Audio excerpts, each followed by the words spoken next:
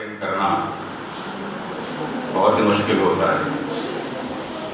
तो इन बच्चों की मुश्किलात मैं समझ रहा हूँ कि खाने के बाद जो नींद आ रही होती है और टीचर्स कहते हैं कि सेमिनार में बैठना है तो बहुत जद्दोजहद अपने आप से करनी पड़ती है। But this is part of the training, right? You learn how to negotiate difficulties, paradoxes in the life.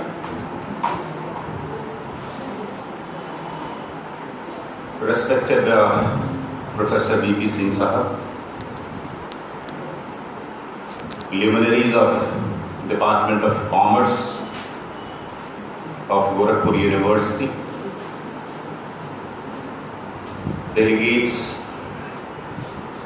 who are attending the seminar coming from the different parts of the country, research scholars of this department and their students. Gorakhpur university आना मेरे लिए बहुत ही nostalgic feeling देता है, क्योंकि मैं इसी क्षेत्र का हूँ। मैं बगल के जिले देवरिया का रहने वाला हूँ और मेरी पढ़ाई स्कूल की गांव से हुई, उसके बाद फिर मैं इलाहाबाद गया, फिर दिल्ली चला गया और रोजी रोटी की तलाश में दिल्ली में फिलहाल रह रहा। So I'm thankful to organizers for giving me opportunity to be with you in this seminar.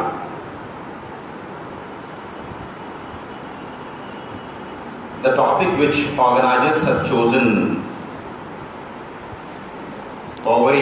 centering around entrepreneurship, is very relevant and contextual. And in the inaugural session in the morning, speakers, they have been able to look at different dimensions of the topic of entrepreneurship. Continuing the same, I will be putting forth my ideas related to entrepreneurship, जिसको हिंदी में उद्यमिता कहते हैं।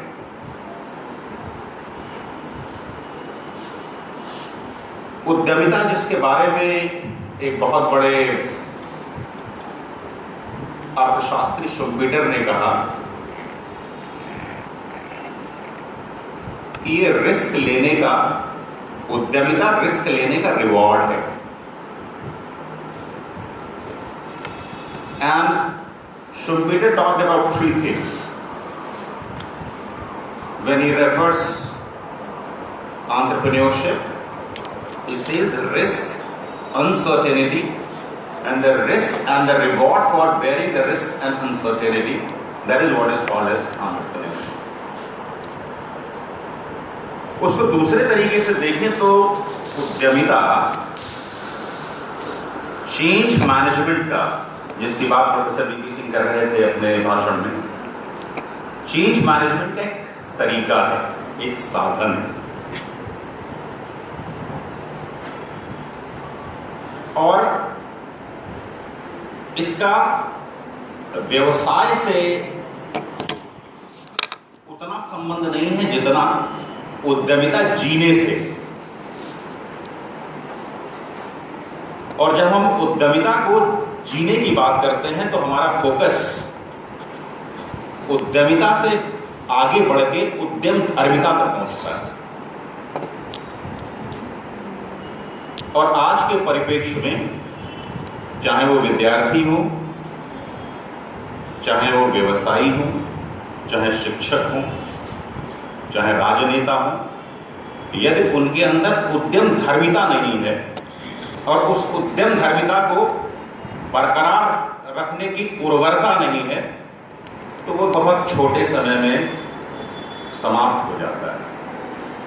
वो चाहे उसकी physical life कितनी भी बड़ी हो, यदि समय के साथ परिवर्तन नहीं कर पाता है आदमी, तो उसका जीवन छोटा हो जाता है। उदाहरण के तौर पे कोडैक कंपनी, नाम आपने सुना है? कोडैक एक समय में फोटोग्राफी कैमरा के क्षेत्र में सबसे बड़े लोग थे। कोडैक का रोल आता था, उसकी रील को डेवलप कराया जाता था, उसका कैमरा होता था वर्ल्ड वाइड। और अभी कोडैक कहाँ पे है? कोडैक कंपनी बंद हो गई क्योंकि उन्होंने काम किया पर उनके अंदर उद्यम धार्मिकता नहीं थी और उस उर्वरता को बना के नहीं रख पाए तो गायब हो गए। आपने फॉर्च्यून 500 कंपनी का नाम सुना? फॉर्च्यून 500 एक ऑर्गेनाइजेशन है, जो फॉर्च्यून ऑर्गेनाइजेशन है, जो दुनिया के 500 कंपनियों को लिस्ट करती है कि ये बेस्ट प्रैक्टिसेस इनके पास हैं। उसी तरीके की दूसरी कंपनी है, वो स्टैंडर्ड्स एंड पुअर्स S&P, वो भी दुनिया के अच्छा काम करने वाली कंपनियों को लिस्ट करती है। इन दोनों कंपनियों का पिछले 10 साल का रिकॉर्ड ऐसा है कि इनके लिस्ट में 70% कंपनियां हर साल बदल जाती हैं, क्योंकि वो अपने आप को बनाए रख पाना एक जगह पे बहुत मुश्किल काम है। दिल्ली स्कूल ऑफ इकोनॉमिक्स में प्रोफेसर थे, प्रोफेसर एस तेंदुलकर, बहुत बड़े अर्थशास्त्री थे। वो कहते थे if you want to maintain status quo run fast, अगर आपको अपनी जगह पे बरकरार रहना है तो दौड़ना पड़ेगा। उस दौड़ का नाम एंटरप्रेन्योरशिप, उस दौड़ का नाम उद्यमिता है, उस दौड़ का नाम उद्यम धर्मिता है। चूंकि ये परिवर्तन को के साथ चलने की एक स्ट्रैटेजी है, एक नीति है, तो उसके आज के परिप्रेक्ष्य में जो परिवर्तन हो रहा है उस पर प्रकाश डालना चाहूंगा और उम्मीद करता हूं कि जो आज के पेपर प्रेजेंटर्स होंगे इन विषयों पे कुछ प्रकाश डालेंगे और जो इस सेमिनार से जो परिणाम आएगा उसको इन बिंदुओं पे प्रकाश डालते हुए कुछ दिशा निर्देश करेगा। पहला पक्ष है टेक्नोलॉजी का। टेक्नोलॉजी हम सब उसका इस्तेमाल कर रहे हैं, करते हैं, कुछ नहीं तो आप फोन का इस्तेमाल कर रहे हैं। और टेक्नोलॉजी ने 3 तरीके से हमारे जिंदगी में फर्क डाला है, फिजिकल, डिजिटल और बायोलॉजिकल। फिजिकल टेक्नोलॉजी जिसमें ऑटोनमस कार्स, ड्राइवरलेस कार, आपने पढ़ा होगा पेपर में, ड्राइवर नहीं है, कार चल रही है। 3D प्रिंटर्स, कि अब सांचे की जरूरत नहीं है प्रिंटिंग करने के लिए, मोल्डिंग्स बनाने के लिए, 3D कंप्यूटर में आपने फीड किया, उसका प्रिंट आउट आ गया। डिजिटल टेक्नोलॉजी जिसमें क्रिप्टो करेंसी, ब्लॉकचेन टेक्नोलॉजी आ रही है। और तीसरा डोमेन टेक्नोलॉजी का है जो हमारी जिंदगी को असर डाल रहा है, जिसको कहते हैं बायोलॉजी, सिंथेटिक बायोलॉजी। और सिंथेटिक बायोलॉजी के डोमेन में उस क्षेत्र में काम करने वाले लोग इतना आगे बढ़े हुए हैं कि वो कह रहे हैं कि आने वाले समय में हम डिजाइनर बेबीज लेके आएंगे। डिजाइनर ड्रेसेस नहीं, डिजाइनर ड्रेसेस तो ड्रेसलैंड पे मिलते हैं, बट डिजाइनर बेबीज, उनकी फिलॉसफी ये है, साइंटिस्ट जो इस फील्ड में काम कर रहे हैं वो कहते हैं कि जो हमारी बीमारियां हैं उसकी जो जेनेसिस, उसकी जो उसका ओरिजिन है वो बहुत सारा डीएनए पे असर, डीएनए के नाते होता है। डीएनए आप जानते हैं, हमारे जीन्स का स्ट्रक्चर को डाइरिबोन्यूक्लिक एसिड डीएनए कहते हैं। तो हमारे डीएनए के नाते हमारे बहुत सारी बीमारियां होती हैं। तो जो लोग बायोटेक्नोलॉजी, जो लोग सिंथेटिक बायोलॉजी के डोमेन में काम कर रहे हैं टेक्नोलॉजी का इस्तेमाल करके, वो ये कहते हैं कि हम जीन्स को मॉडिफाई कर देंगे, डीएनए को चेंज कर देंगे और जो आने वाली जनरेशन होगी वो बीमारियों से मुक्त हो जाएगी। कितनी अच्छी बात है। ये टेक्नोलॉजी हमारे हर क्षेत्र में हमें असर डाल रही है, हमें प्रभावित कर रही है। और जो हमने अपने स्क्रिप्चर्स में पढ़ा है, कालातीत होना, आपने सुना? गुणातीत, धर्मातीत और कालातीत होना, नहीं सुना है? आपने ये सुना है कि कहानी में आता है कि एक ही आदमी एक जगह, एक समय में 2 जगह पे मौजूद है ना? कोई साधु बाबा थे तो दो जगह थे. Transcending the time and space. This technology has made us to transcend the time and space. It has gone for changing the definition of the time. If I ask you that how much distance is there between Gorakhpur and Devariya, तो क्या response होता है? आप बताते हैं कितनी दूरी है गोरखपुर देवरिया के बीच में?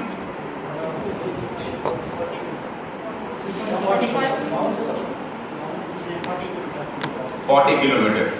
दिल्ली में अगर इस टाइम के आप बारे में पूछेंगे कि दिल्ली यूनिवर्सिटी से साउथ कैंप, मेन यूनिवर्सिटी से साउथ कैंपस यूनिवर्सिटी कितनी दूर है, तो कोई किलोमीटर में नहीं बताएगा, वो बताएगा 1 घंटा लगता है, 2 घंटा लगता है. भीड़ होगी तो 1.5 घंटा लगेगा, भीड़ नहीं होगी तो 40 मिनट लगेगा. तो टाइम की डेफिनेशन चेंज हो रही है. मोबाइल से आप दिल्ली से मिनट के अंदर, सेकंड के अंदर गोरखपुर में मैसेज रिसीव कर रहे हैं. एक बटन प्रेस करने से 10,000 किलोमीटर दूर अमेरिका में कॉन्टैक्ट एस्टैब्लिश कर रहे हैं. So technology is making us to transcend the time, and this technology is passing through a point of inflection and bringing more advantages, good points, and many disadvantages are also associated with the technology. Entrepreneurs, those who are entering into, let's say, in the domain of business to begin with, they have to keep pace with the changing times and changing technology. Herbert Simon का नाम आपने सुना? नहीं सुना? Herbert Simon का नाम सुना? कहीं पे सुना है, याद नहीं है. मैनेजमेंट में पढ़ा है कुछ? क्या पढ़ा है? बाउंडेड रैशनैलिटी का नाम सुना? चलो पढ़ लेना इसको, राइट?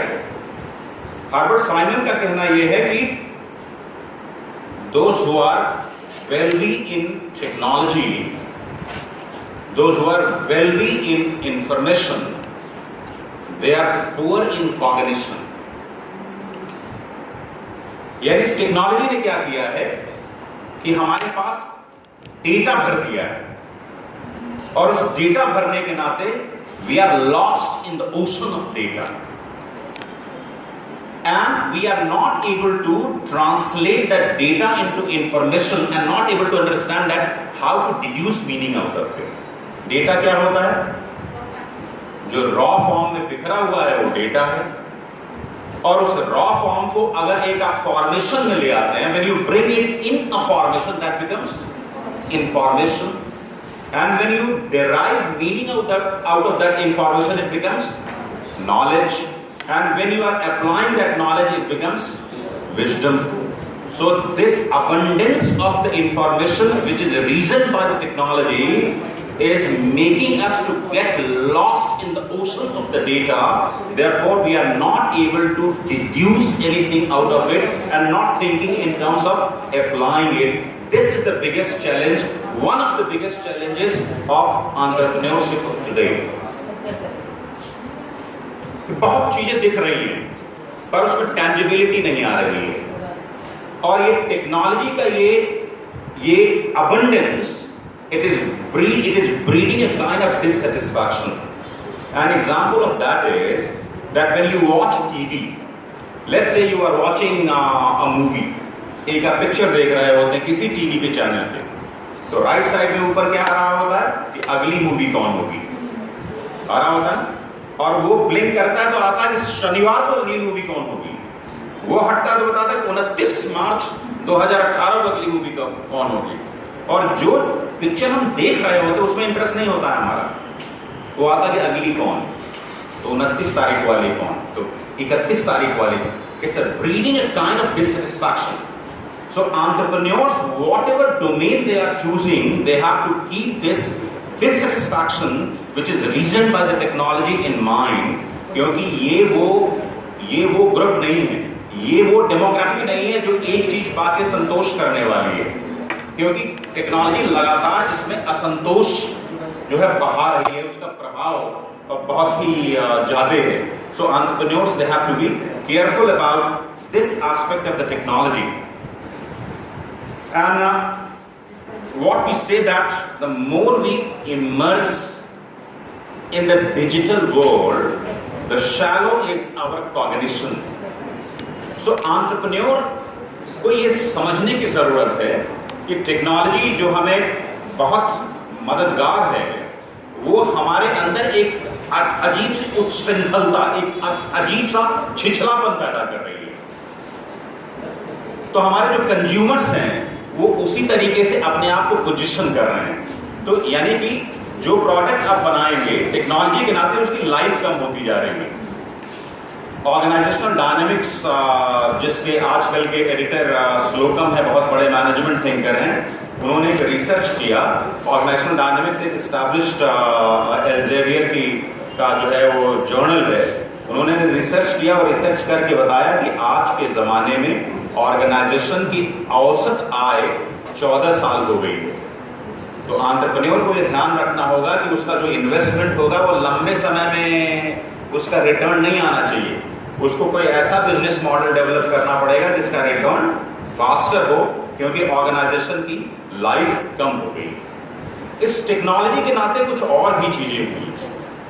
प्रोफेसर पीपी सिंह साहब जीडीपी की बात कर रहे हैं। जीडीपी पिछले 20 सालों में हमारी जीडीपी तकरीबन 5 गुना बढ़ गई, लेकिन labour contribution to GDP, the percentage of labour to GDP is continuously on decline and this is reason by technology. जो लेबर की का कंट्रीब्यूशन जीडीपी में है वो लगातार घटता जा रहा है, ऐसा वर्ल्ड इनइक्वालिटी रिपोर्ट 2018 बता रही है। और technology which is creating a level playing field is making all economies to merge at a point, and what is happening in US by and large, the same thing is getting replicated in India also. So this reduction of the productivity of the labor in GDP is all across the globe, including India, is on decline. तो अगर labour productivity decline कर रही है तो entrepreneur क्या करेगा? Labour को substitute करेगा। किस चीज से सब्स्टिट्यूट करेगा? कैपिटल से सब्स्टिट्यूट करेगा। और अगर वो कैपिटल से सब्स्टिट्यूट करेगा तो आपको नौकरियां मिलेंगी? नहीं मिलेंगी। तो ये एंटरप्रेन्योरशिप की चैलेंज है। Entrepreneurship was seen as a solution for creating jobs, but the kind of the intervention which the technology has made in every walk of our life, that is going counterproductive. And this capital intensive entrepreneurship is, instead of creating employment for the people, is basically employing capital. So it is a capital intensive employment. This we have to go for looking at, and we have to go for finding a solution to this. Technology का एक दूसरा aspect देखने की जरूरत है। हम सबके पास mobile phone, by and large सबके पास स्मार्टफोन, पर इसके बावजूद इस दुनिया में 4 बिलियन ऐसे लोग हैं जिनको इंटरनेट का एक्सेस नहीं है, और 2.1 बिलियन ऐसे लोग हैं जिनको स्मार्टफोन का एक्सेस नहीं है। यानी ये टेक्नोलॉजी एक तरफ एम्पावरमेंट क्रिएट कर रही है, टेक्नोलॉजी एक तरफ हमारी रीच को बढ़ा रही है, and at the same time this technology is creating digital divide. तो एक वो तबका है जिसको डिजिटल इंफॉर्मेशन की एक्सेस है, और एक वो तबका है जिसको डिजिटल इंफॉर्मेशन की एक्सेस नहीं है। और स्टाइग्लिट्स, अगर आपने नाम सुना हो, एक बहुत बड़े अर्थशास्त्री हैं जिनको नोबेल लॉ प्राइज मिला था, मेरे ख्याल से 2001 या 2003 में मिला था। उनकी एक किताब है क्रिएटिंग लर्निंग सोसाइटी। उन्होंने कहा कि इस डिजिटल डिवाइड होने के नाते the gap between the haves and have nots, अमीर और गरीब के बीच की दूरी लगातार बढ़ती जाएगी। अगर हमने इसको सही तरीके से एड्रेस नहीं किया, इसको सही तरीके से अरेस्ट नहीं किया, तो आने वाले समय में ये क्लास वॉर बढ़ेगा। तो टेक्नोलॉजी एक तरफ जो हमें फैसिलिटेटर की तरह लग रही है, ऐसा लग रहा है कि इसने हमारी जिंदगी को आसान कर दिया। किसी से हम बात कर सकते हैं, कोई व्हाट्सएप पे मैसेज भेज सकते हैं, इंस्टाग्राम पे हम अपने फोटो को भेज सकते हैं, फेसबुक पे हम अपलोड कर सकते हैं। At the same time it is creating a digital class. So entrepreneurship has to go for addressing this issue of digital divide, which is leading to digital war. the another thing about this technology and the business which is to be addressed by the entrepreneurship, that this entrepreneurship is giving rise to app economy. आप app download करते हैं, right? उस app economy को entrepreneur को अपने business model में integrate करना पड़ेगा. So gone are the days that you create Deen Dayal Upadhyay University of Gorakhpur and the people will flock in to receive education. Now you have to create the app for DDU Gorakhpur University. Students will download the app and will hook in and will go for attending the class. This kind of the model of the entrepreneurship is emerging. So this app-based economy and along with app-based economy, on-demand economy is on rise. On-demand economy का example, ओला उबर चलता है गोरखपुर में, उसमें share चलता है, share उबर share ओला आ जाएगा. अभी वो 1-2 साल आपको मूर्ख बनाने के बाद जल्दी ही वो शेयर भी ले आएंगे. अभी क्या है कि आप टैक्सी पूरी हायर करते हैं, राइट? शेयर में क्या है, you hire one seat, right? So you hire, so the rest of the 3 seats are available to somebody else. So you have chosen that from this university campus you want to go to Rapti Nagar. You have hired one seat, and on the way the 3 people, different people will come board and get down, right? So this is giving rise to on-demand economy. Or you look at the dynamic pricing of railways. Railway ने dynamic pricing शुरू की है ना. एक train यहाँ से शुरू की है दिल्ली से गोरखपुर के बीच में, हमसफर एक्सप्रेस. उसका किराया सामान्य किराया से मेरे ख्याल से 2 गुना ज़्यादा है, और जितने नज़दीक आप उसको बुक करेंगे जाने वाले डेट उतना ही प्राइस उसकी बढ़ेगी. यही जहाज में है. So this is giving rise to on demand economy. So this app-based economy and on-demand economy are new phenomenon which entrepreneur has to address, where entrepreneur goes for creating a business model or business ecosystem which could be made sustainable. पर technology का एक बहुत अहम fall out इल effect जिसकी चर्चा मैं अक्सर professor BP Singh साहब से करता हूं. इनका प्रश्न होता है कि यार आजकल के लोग एस्टैब्लिशमेंट के खिलाफ बोलते क्यों नहीं है? ये कहते हैं कि ये बात विरोध क्यों नहीं किया जा रहा है, और ये अक्सर इस बारे में प्रश्न करते हैं, इस कॉन्टेक्स्ट में प्रश्न करते हैं कि दिल्ली यूनिवर्सिटी का प्रोफेसर वाइस चांसलर के तक अपनी बात पहुंचाता क्यों नहीं है? हमारे ज़माने में, अपने ज़माने के बहुत बड़े ट्रेड यूनियन लीडर हुआ करते थे, और ये 3 बार दिल्ली यूनिवर्सिटी के एकेडमिक काउंसिल के इलेक्टेड रिप्रेजेंटेटिव रह चुके हैं. तो ये कहते हैं भाई मैं तो अपनी बात पूरी सभा में बहुत ही जोशो खरोश से कहता था और वाइस चांसलर का विरोध भी करता था. तो मैं कहता हूं कि कई कारण है उसके. उसमें एक कारण यह है कि जो आपको तनख्वाह मिलती थी एज ए प्रोफेसर, वो आज के प्रोफेसर के तनख्वाह से कई गुना कम थी. तो विरोध का स्वर हमेशा भूखा आदमी उठाता है, जिसका पेट भरा होता है वो विरोध का स्वर नहीं उठाता है. The other thing, that this technology which is creeping in everybody's life in the name of bringing convenience actually is making us not to raise the voice. A different kind of the comfort, a different kind of conformance it is breeding in our personality. अच्छा ठीक है यार, कोई बात नहीं, accept कर लो. Class हो रही है तो एक्सेप्ट कर लो, नहीं हो रही है तो एक्सेप्ट कर लो. आप रेस्टोरेंट में खाना खाने गए, अगर उसने खाना ठीक खिला लिया तो एक्सेप्ट कर लो, नहीं खिलाया तो एक्सेप्ट कर लो, right? So this conformance, this is what we Sherry Turkle, great technology expert, says that this what the technology is breeding is spiral of silence. ये हमारे अंदर एक चुप्पी पैदा कर रहा है कि हम अपनी आवाज न उठाएं. इसको इकोसिस्टम, एंटरप्रेन्योरशिप का इकोसिस्टम डेवलप करते समय इन मुद्दों को ध्यान में रखा जाना चाहिए. दूसरा मुद्दा है वो है बिजनेस का, कि बिजनेस किस तरीके से इस समय डेवलप कर रहा है और बिजनेस के क्या मॉडल्स हैं और उसको किस तरीके से एंटरप्रेन्योर को एड्रेस करना चाहिए. This business model is making a departure from ownership to access. Earlier, the business model was that I invest money and own the business. Now, ownership is no more the business model. The business model is how much good I am in terms of making things accessible to the public. And majority of the products are data enhanced products. If you are buying a car, किसी car को आप खरीद रहे हैं, उस car की 45 से 50% कीमत टेक्नोलॉजी की होती है, डेटा एनहांस प्रोडक्ट की होती है, जीपीएस की होगी, उसका जो डिवाइस होगा जो उसको सप्लाई करेगा तमाम सारी टेक्नोलॉजी डेटा इनेबल्ड चीजें।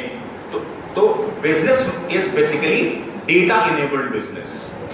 Usually there used to be 3 types of businesses in the traditional model of business. One which was focusing on supplying the physical goods. Physical goods, उसमें परचून की चीजें हो सकती हैं, आपकी किताब हो सकती है, आपकी स्टेशनरी हो सकती है, ये मेज, ये टेबल, ये माइक, whatever. Physical goods का मॉडल। दूसरा मॉडल था सर्विस प्रोवाइडर का model, supplying the human capital, right. और तीसरा मॉडल जो बिजनेस का हम लोग देखते थे वो टेक्नोलॉजी प्रोवाइड करना, टेक्नोलॉजी का सपोर्ट करना। तो एसेट के मॉडल में जो मैंने एग्जांपल्स दिए, सर्विस प्रोवाइड करने में जो कुछ भी आपको अगर ट्यूबलाइट ठीक कराना हो तो इलेक्ट्रिशियन की ज़रूरत है, आपको अगर अपना सैनिटरी की फिटिंग करानी है तो उसमें प्लम्बर की ज़रूरत है, अगर आपको कुछ लकड़ी का काम कराना है तो उसमें कारपेंटर की ज़रूरत है। और टेक्नोलॉजी की सर्विस प्रोवाइड करने में जिसमें हम सबसे बड़ा नाम जानते हैं माइक्रोसॉफ्ट, ये तीनों बिजनेस मॉडल्स बदल गए। And the new kind of the business is emerging, that is not having the ownership of neither the physical product nor the technology nor the service. An example is Amazon. Amazon से मंगाते हैं सामान, फ्लिपकार्ट से मंगाते हैं, और Amazon का retail out या उसका कहाँ पे आउटलेट है, कहीं देखा है आपने? कोई जगह पता है? फ्लिपकार्ट का, मिंत्रा का, क्या ये लोग रखते नहीं? ये नहीं रखते क्योंकि इन्होंने तमाम सारे retailers, those who are spread all across the country, उनके साथ से टाई अप किया हुआ है इन्होंने। तो सामान किसी और का, इन्वेस्टमेंट कोई और करेगा।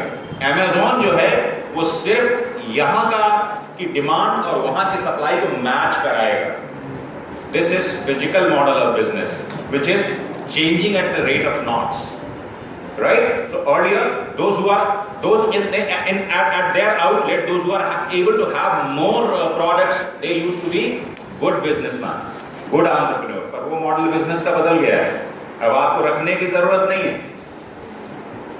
दूसरा वो जो मैंने एग्जांपल दिया जिसमें आप कारपेंटर और मेंसन और इलेक्ट्रिशियन को बुलाया करते थे, उसका मॉडल चेंज हो गया, ऐप बेस्ड एक मॉडल आ गया जिसको कहते हैं urban क्लैब। You download the software, the app of Urban Clap, you feed and somebody will come to you. तो आपको उसके बॉदर करने की जरूरत नहीं है कि बिजली वाला कौन ठीक है, वो फला दुकान वाला ठीक है या दूसरी दुकान वाला ठीक है। So that business model of the service provider is also changing, and technology which is based on the intellectual product, that is also getting challenged. So no more Microsoft and Google and the Apple. They are there as the intellectual service, intellectual product providers. Lot many other people are there, those who are gradually spreading their wings like creepers, and one of them is Zomato. Have you heard? Right? Swiggy, Food Panda. यानी ये तीनों तरीके के businesses के rules बदल गए। और एक जमाने में एक शब्द जो बहुत ही डेरोगेटरी था, जिसको हम लोग ब्रोकर कहते थे, दलाल, जिसको सभ्य भाषा में मिडिलमैन कहते थे,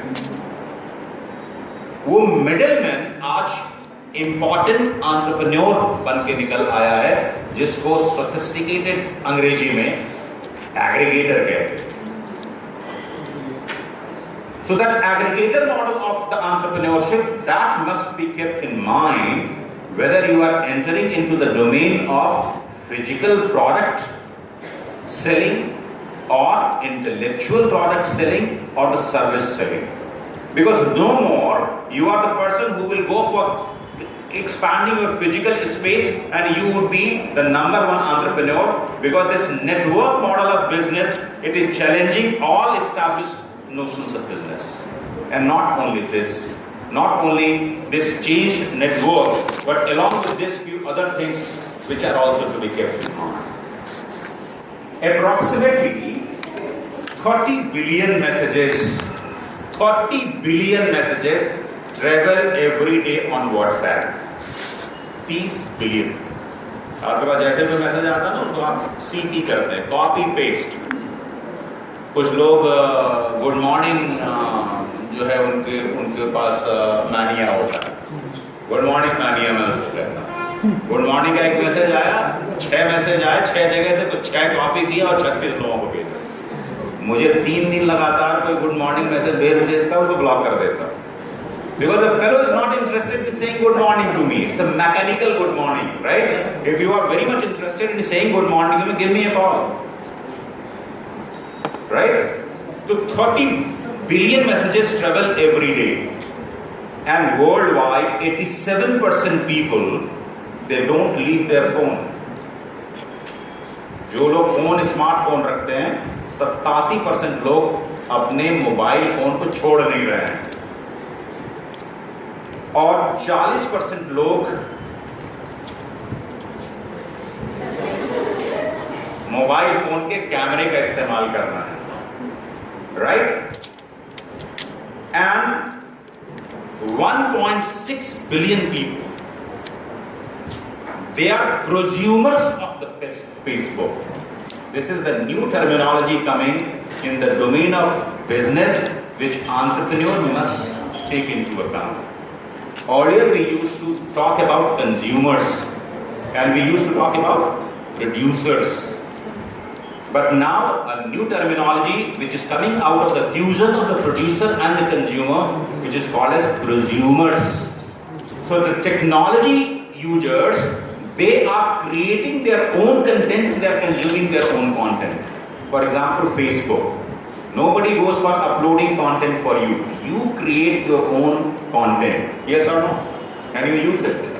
And when you upload your selfie, you go for looking at how many likes you had.